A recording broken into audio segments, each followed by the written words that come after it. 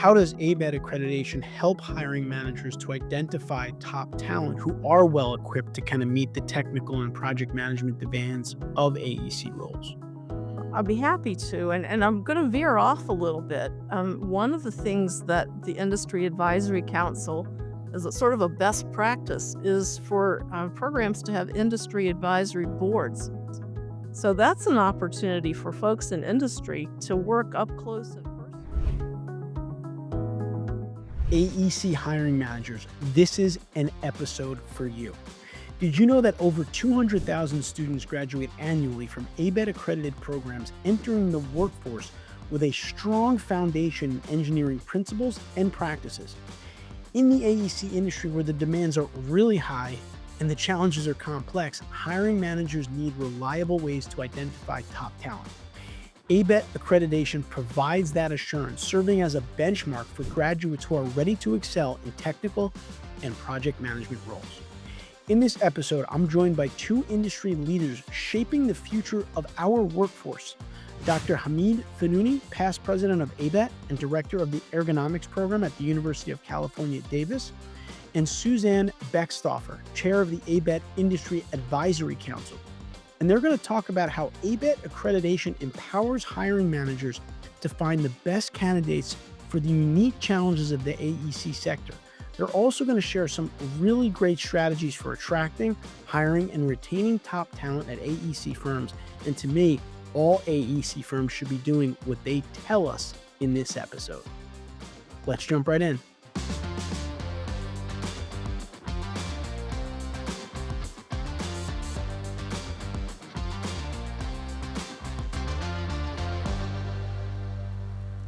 All right, now I'd like to welcome our guest onto the show for today. Suzanne Beckstoffer is the chair of the ABET Industry Advisory Council, and Dr. Hamid Fonooni is the past president of ABET and director of the Ergonomics program at the University of California, Davis. Suzanne, Hamid, welcome.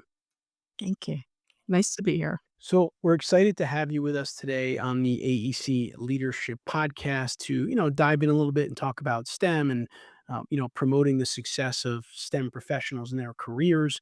And kind of to get us started, I love for both of you to tell us a little bit about what you do on a daily basis at this point in your career. And Suzanne, maybe we can start with you. Sure, absolutely. I'm a shipbuilder. I recently retired.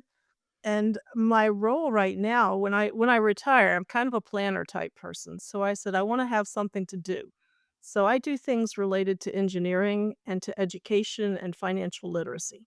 And one of my favorite things is working with ABET. As you said, I chair the ABET Industry Advisory Council, and this council represents industry, and we provide advice and a sort of a background, I guess, in industry to the ABET Board of Directors. And we appreciate the opportunity to talk with them and to provide our feedback as to what's going on in STEM and in education and also in industry where we work. Excellent. Hamid, how about you? Yeah, I'm not retired yet, but I'm very near to my retirement. My educational background is in mechanical engineering with specialization in occupational ergonomics and biomechanics, which has been my professional practice and research and teaching all my career.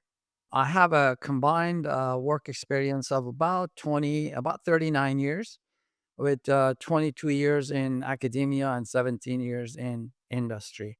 I've also been a volunteer with ABET for about 21 years. So, as you said earlier, currently I'm work at the University of California, Davis, in the role of director of our ergonomics program. At ABET, I'm a volunteer and currently serve as the past president till November of 2025. And just want to thank you for the opportunity to be here. I'm so glad and excited to be here. Yeah, no, we're happy to have you. And Suzanne, before we dive in, I was wondering for those of our listeners that aren't familiar with ABET, if you could just give us a brief overview. Sure. ABET is an organization that accredits programs in engineering and technology and science. We operate worldwide. We're comprised of about 35 professional technical organizations, professional societies. For example, I'm a member of the Society of Naval Architects and Marine Engineers. and we're responsible for naval architecture and marine engineering program accreditation across the globe. At ABET, if you see in the background, you'll see some words that says "Be confident." And that's kind of what ABET does. We offer that confidence. We review technical programs at universities. We make sure that they're doing what they said they were going to do, and they're providing the type of quality graduates that we in engineering and in industry want to hire. So it's this sort of a big ecosystem. You'll hear that word more than once. Is this ecosystem of academia and industry and also the professional societies all working together to get that wonderful product, which is a smart engineering graduate. Yeah, and I'm a licensed professional engineer, so correct me if I'm wrong, but I'm pretty sure to get your engineering license in the US, one of the requirements is to attend a school that's ABET accredited. Is that accurate? Absolutely, absolutely. If you wanna get your professional engineering license, you have to have a degree from an ABET accredited program, and we're really proud of that. It's that quality. That's what we wanna make sure we're getting that quality throughout.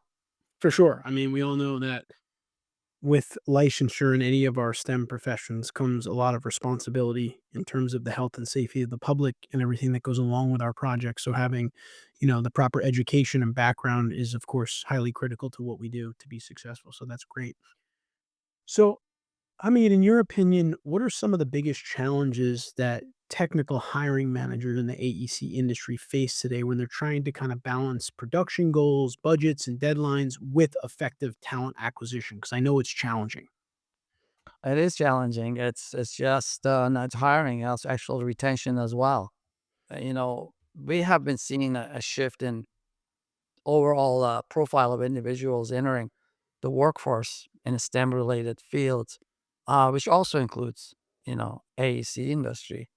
Mass retirements of baby boomers, exponential advancement in technology, electronic devices taking over our personal and professional lives, domination of social media and all aspects of our lives, rise of mental health, especially among the students, and in general younger population, and on and on and on.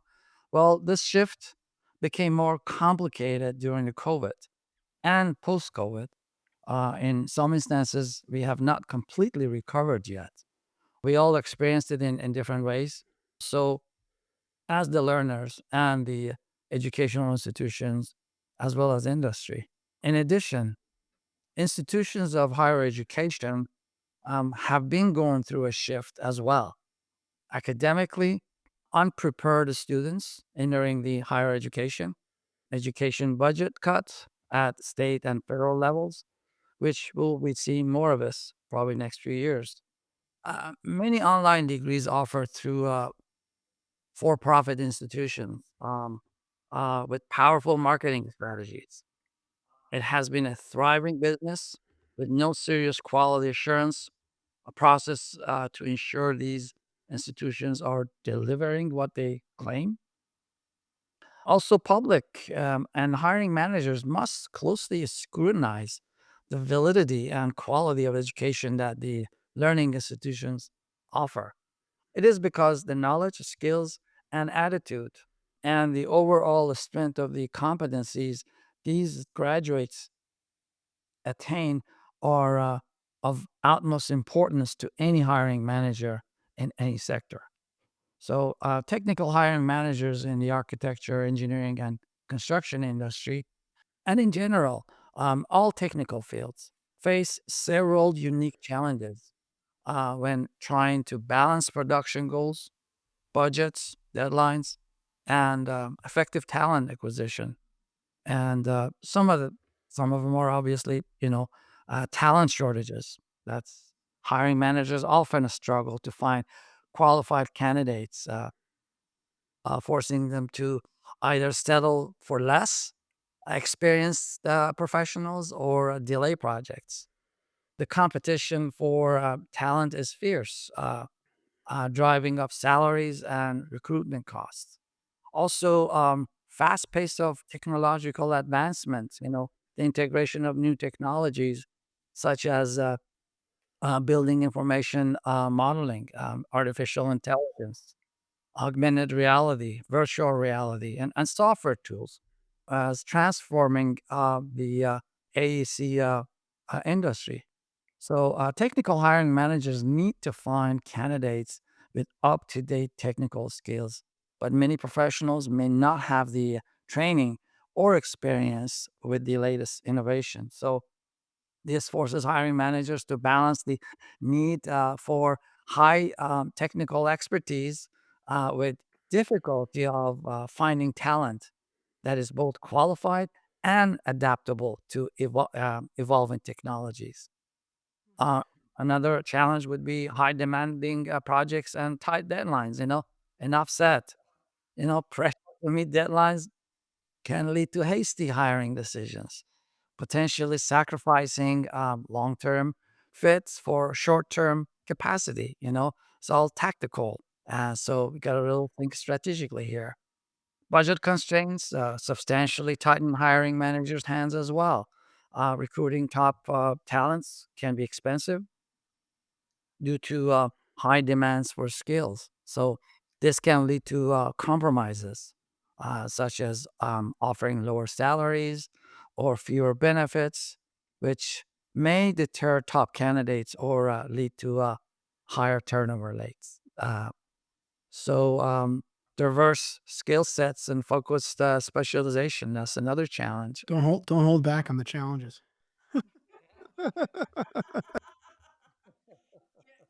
Hiring managers are listening, saying, "Oh Ah, no." can I add something? Yeah, Please, Suzanne. yeah. Well, yeah, go ahead, In Susan. my 30 years of hiring engineers, I always looked at ABET as a risk reduction technique.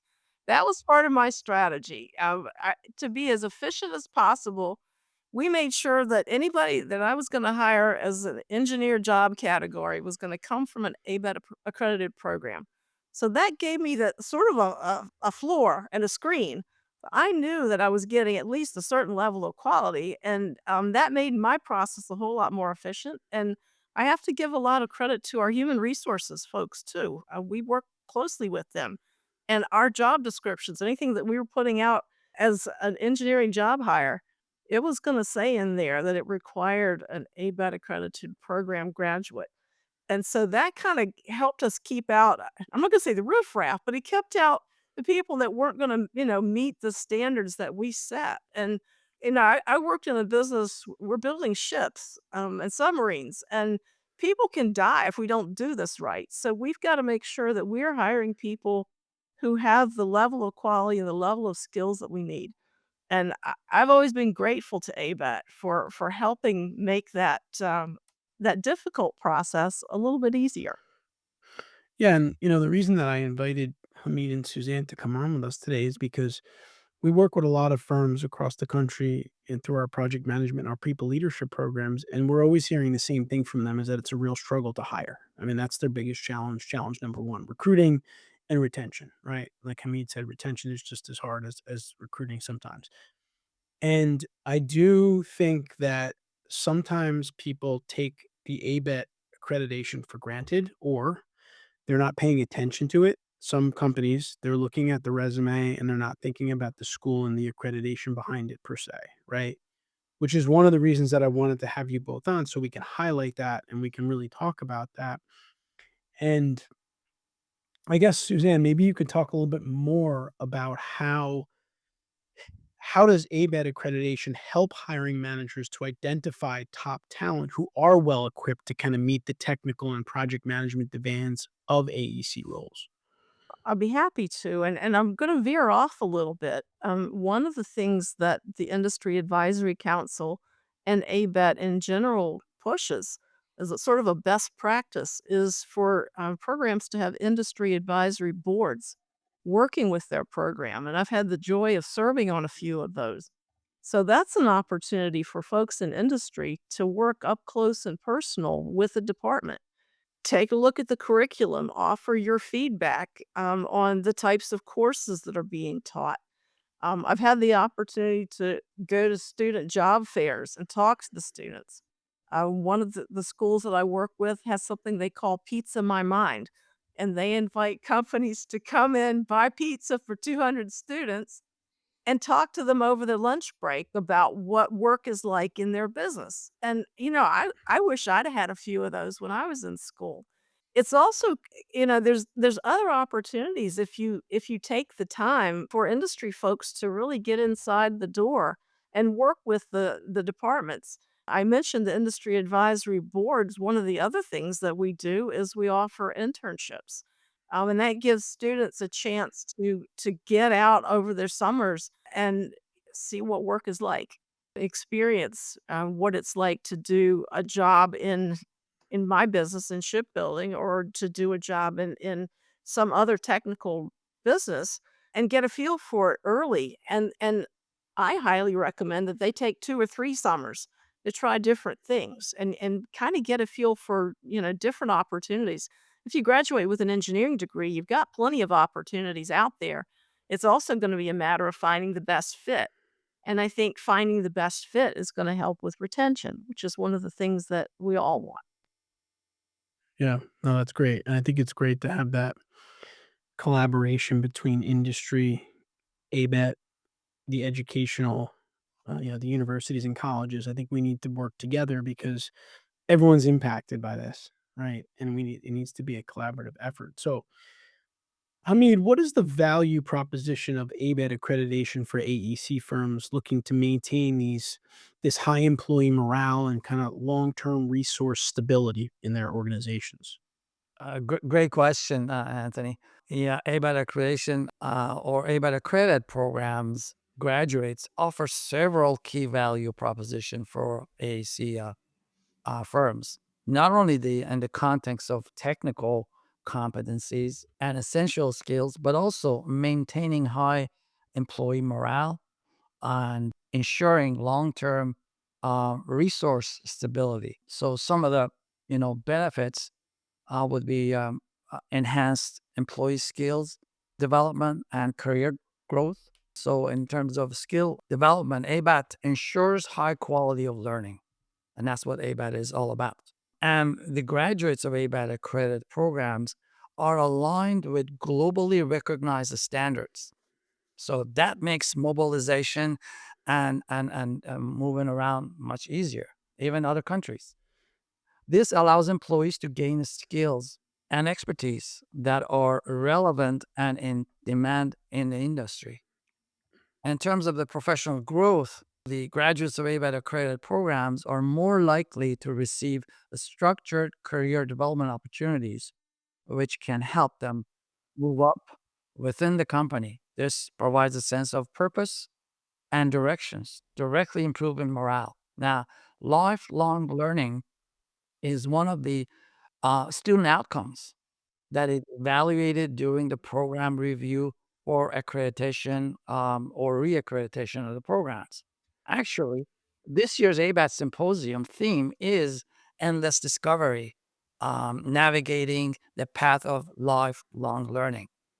If I may put a plug here, the symposium will be in San Diego on April 3, 3 to 4 in 2025. So I encourage your audience to consider attending. A licensure, you mentioned that earlier, you're a professional engineer. So that's one of the prerequisites of becoming a licensure, whether it's a PE or other fields, that graduating from an ABET accredited program is definitely a big, big plus. Attracting and recruiting as well as retaining top talents, like a competitive advantage in hiring.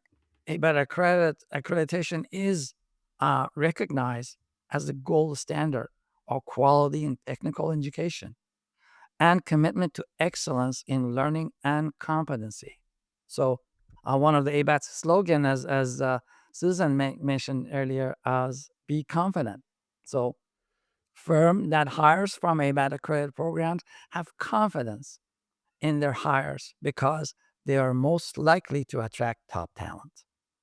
And in terms of the retention, hiring from ABAT accredited programs and professional development opportunities boosts employee satisfaction. Employees are more likely to stay within a firm that supports their professional growth and is recognized for high quality standards. So technical hiring managers seek knowledgeable, skilled, talented, and confident candidates ready to hit the ground running, which are all attributes of graduates from ABET accredited programs. Yeah. So, go ahead. I think that's great, and I think just one thing I want to recap for our listeners a little bit, which I think kind of from what I'm hearing from both of you is if you're a hiring manager in an AEC organization and if you hire someone who's not from an ABET accredited program, you really have no guarantee or understanding, what kind of an education, technical education they went through. I'm not saying that it could be worse. I mean, who knows? We don't know, but that's the point. The point is that we don't know.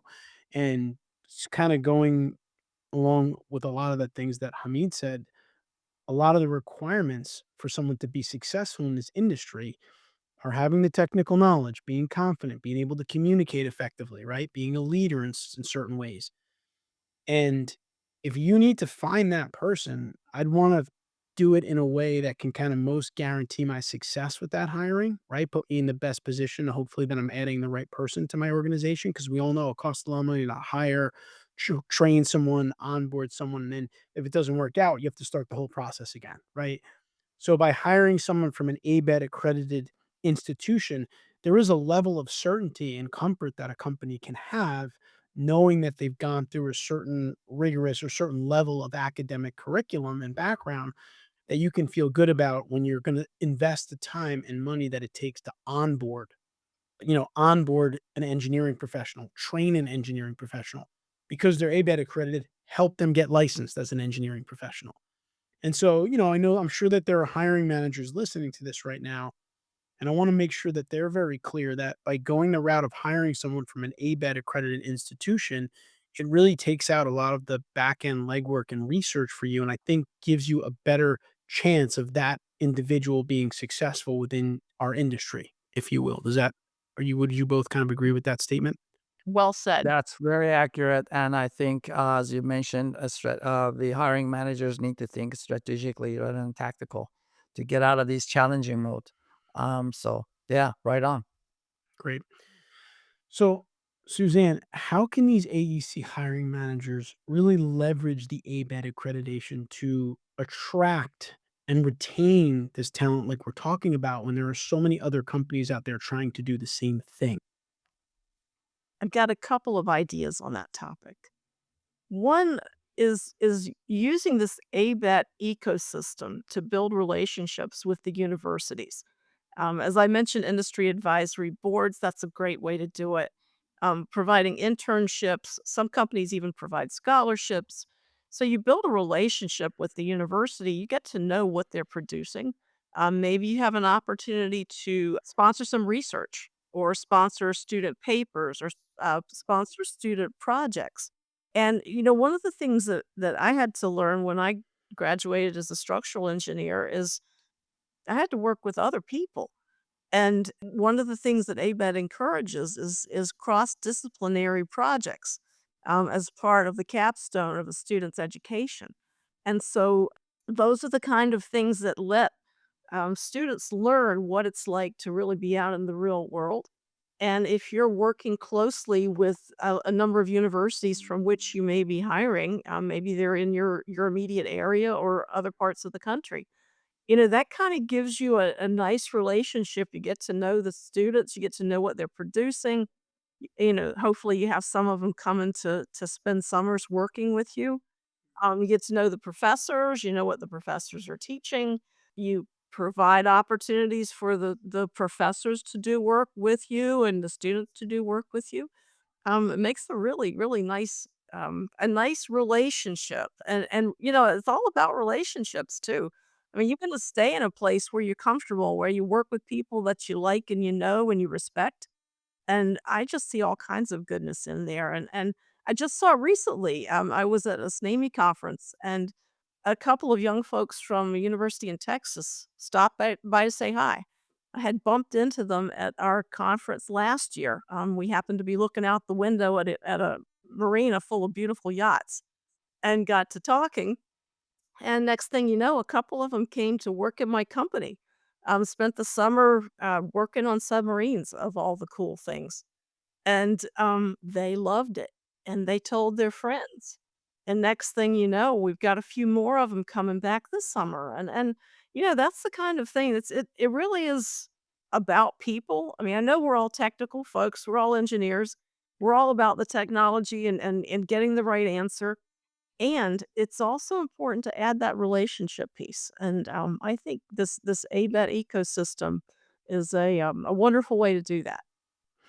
Yeah, I really like the idea of the ecosystem, and I think the strategy that you mentioned for a private AEC firm to really build a strong relationship with a local university, an ABET accredited institution is a great approach. I mean, I kind of think of it as you have these professional sports teams and they have their minor league systems, right? Yeah. Where Oh, they're yeah. pulling talent from and they're grooming them and they're Oh, yeah. and if you have if you have an ABET accredited institution nearby, it really is to me a no-brainer to establish the relationship, like Suzanne's saying, sponsor programs, get involved with the students at the university. A lot of these universities also have student chapters of different professional associations and Absolutely. societies that you can get involved, sponsor their luncheons and things of that nature.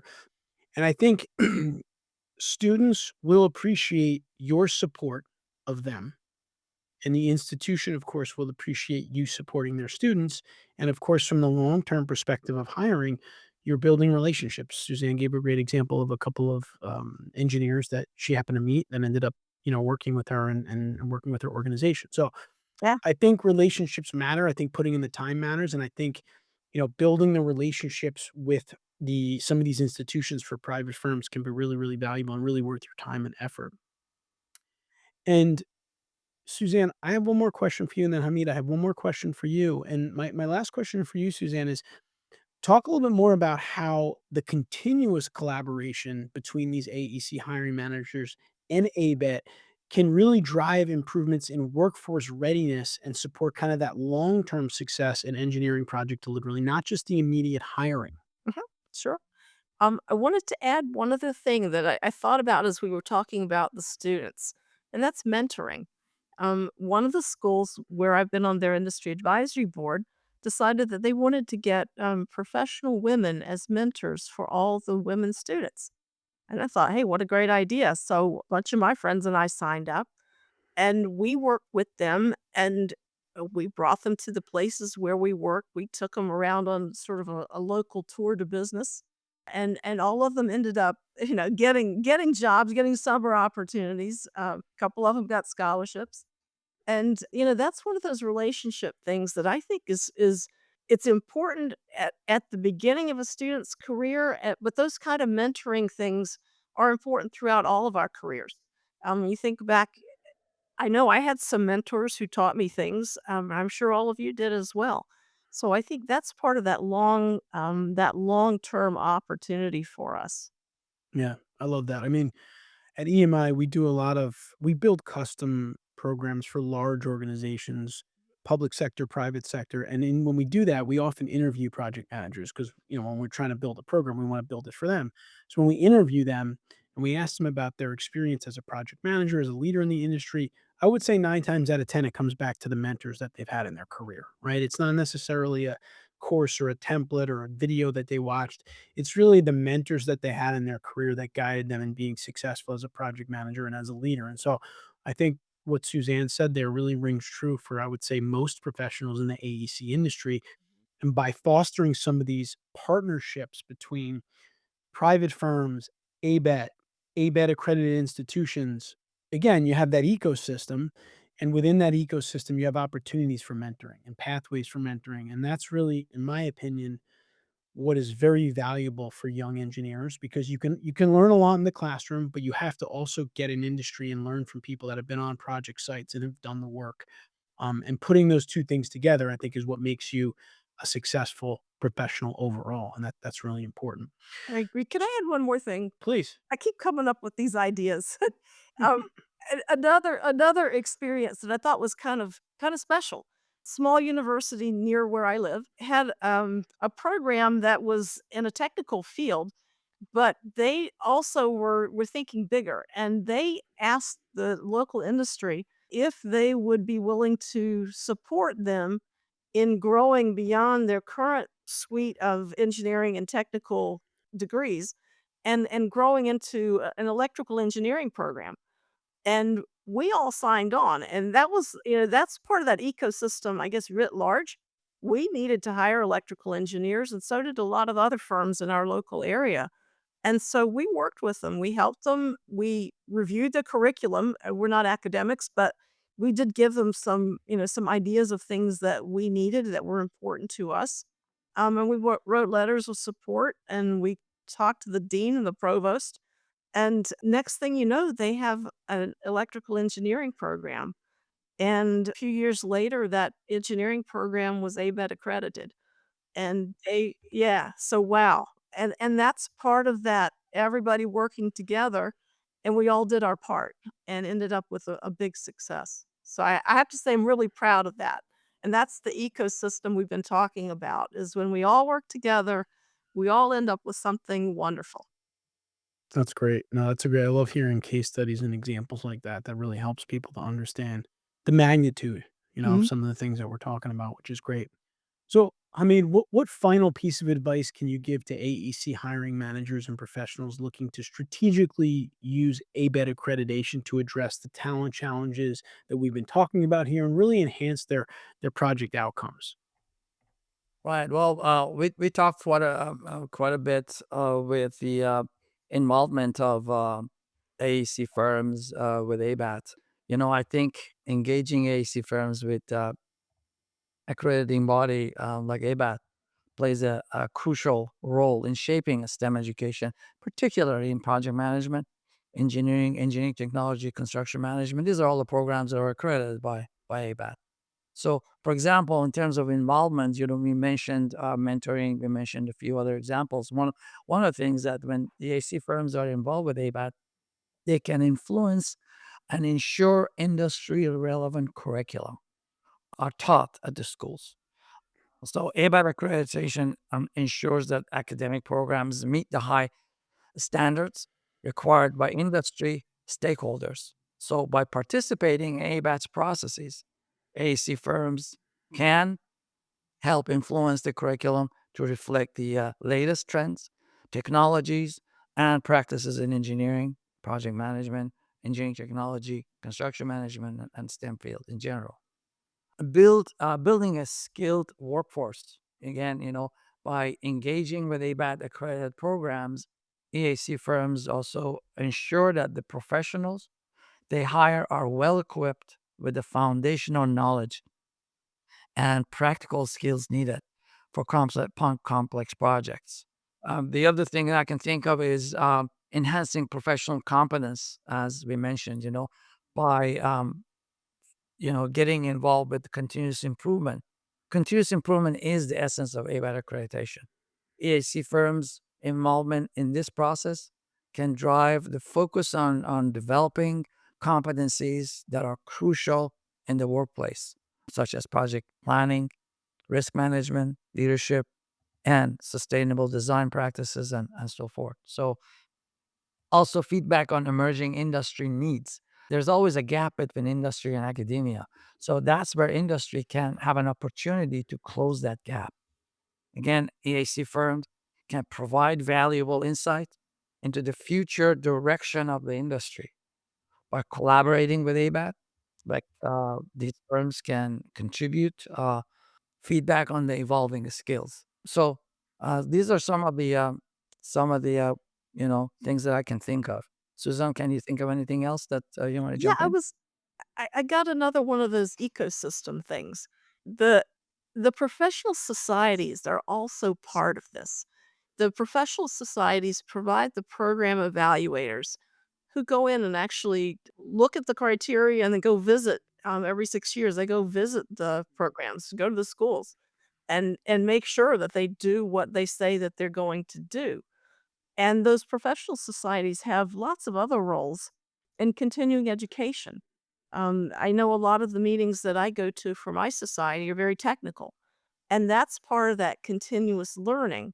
So there's this loop between education and professional societies, and again back to ABET. It's all working together.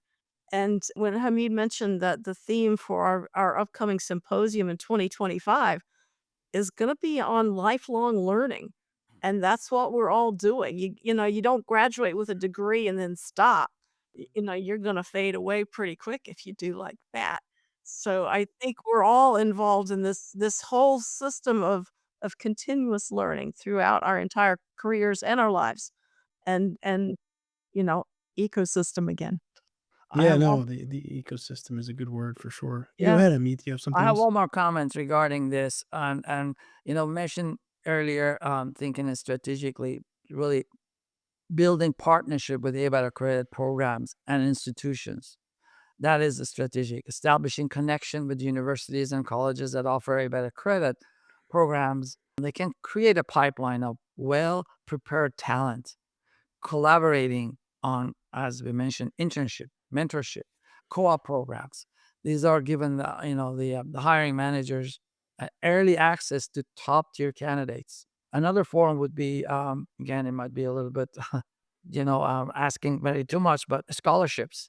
Actually, Lemelson, last year they donated, or they're partnered with ABET for a huge scholarships, annual scholarship for sustainability. So that could be also, it will have some students and faculty and local industry working on projects. So there you go.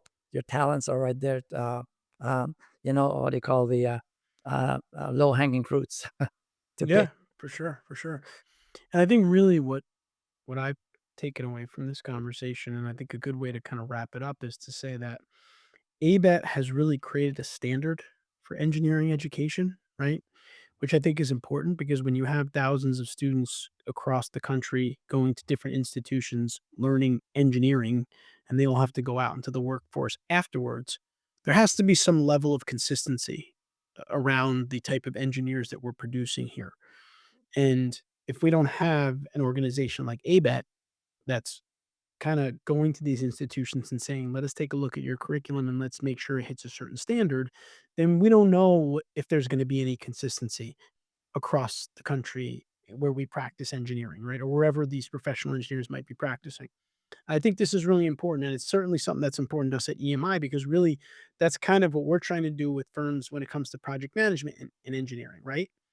If someone in California is managing a project and someone in New York is managing a project, there should be some semblance of a consistent project management practices. And I know that certainly there's PMI that has a global standard, but we're trying to create something that's very specific to the AEC industry because our projects are very specific, they're very niche, and they have a lot of the same challenges. So I really like the idea, or I like what obviously ABET's been around for a long time and what they've done is amazing. But I think if you're not familiar with ABET, hopefully you've learned a lot in this episode and in this interview.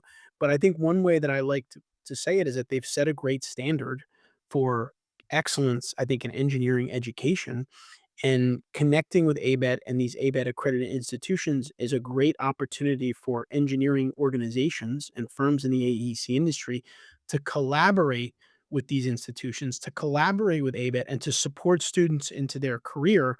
And I think that Suzanne and Hamid has given us a lot of reasons why that's important, not just for firms to grow, but for our industry as a whole to make sure that we're developing engineering professionals in the right way. So, Suzanne and Hamid, I want to thank you for taking time out of your busy days. I know you're doing a lot of great things, and we appreciate you spending some time with us here on the AEC Leadership Podcast. Thank you for having us. It's been a pleasure. Thank you. It's been a pleasure. Thank you, Anthony. I hope you enjoyed my conversation with Hamid and Suzanne. This is a really important topic. It is important that we have a standard set for engineering education, but I also think it is important for firms to get out there and collaborate with ABET accredited institutions and ABET in general to help support our workforce. And it's also going to help you to find top talent. If you enjoyed the episode, please subscribe to our channel here. We put out videos like this on a weekly basis to help engineers become better project managers and leaders. I'll see you next week.